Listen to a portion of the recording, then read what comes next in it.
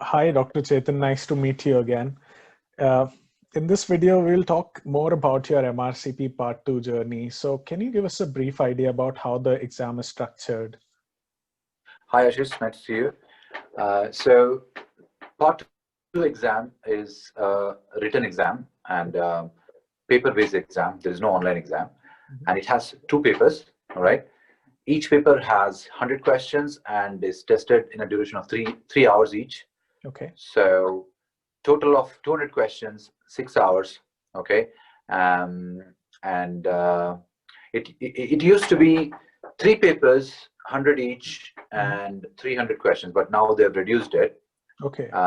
Based on certain research what they did. So also keeping the quality of the exam the same as before.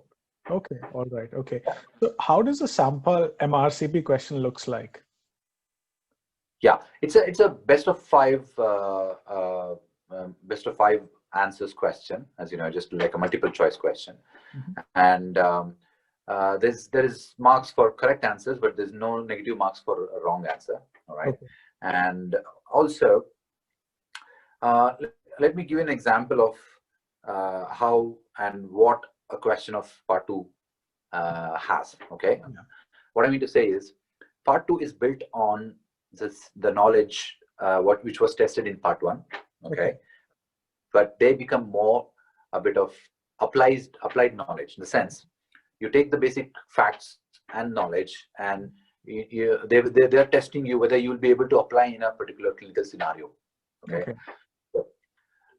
And to give an example, most of the questions are clinical scenarios, right? Example, an A&E situation, or a ward situation, or in a GP situation.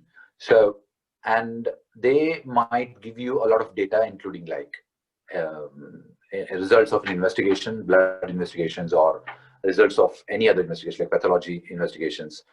Or even they can give you a report of an X-ray or a CT scan, or they might give you a lot of photographs or pictures. It can be pictures of the skin conditions of the patient, or facial features of a patient, or patient pictures, or it can also be images taken from X-rays and the CTs. All right. It also can be pathological slides, and it can be MR scans. It can be echo pictures. So it's very important to know the types of the questions and the things you might encounter when you face that, so that you're not surprised. Okay. Yeah, that's true. Okay. So after the exam, how is the result usually declared? Is it just pass or fail, or if someone scores high, they'll be regarded much above than a person who's scored low? The results are declared as either pass or fail. Okay. Right? You need to get a minimum pass marks to pass the exam. All right, so that you can move to the next part of the exams. Okay. All right. Okay. So I would like to know in detail what resources you used for your part 2 preparation. Yeah.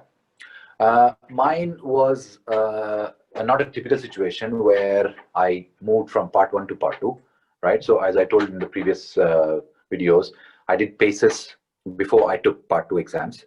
And so I had a very good knowledge about the clinical scenarios and applied knowledge. What I did was I just subscribed to 2 of the question banks. All right. Number 1 was pass test. And number 2 was on examination. So I finished almost approximately 4,000 questions of the pass test. All right. And I'm not sure, it's quite a long time back, and I think I finished half of the questions on examination. Okay. And that's the only preparation I did. I didn't read any other books or any there are a lot of several books available also to refresh your knowledge and read about hot topics. Okay. But I didn't have time, and I think I thought I should give a try before doing anything else. Okay, so how much time did you take overall to prepare for this exam? Yeah, so when I finished my diet, first diet in January, when I finished the PACES, and then before even I got the results, I had booked it for the exam. All right. So I had 4 months to prepare. Yeah. So I got the results in 1 month, and Yeah. then I started properly preparing for the exam, Okay. and took probably 2.5 to 3 months. I would say 3 months, I would say, just before the exams. Okay. So are there any specific subjects which a person needs to focus on, or are all the subjects like equally scored? Well, I think if you look at the MRCP website, there's a nice what do you call table given about approximate distribution of the marks in different topics. Okay, and among them also, 25 questions are asked out of 200 questions. Clinical sciences itself.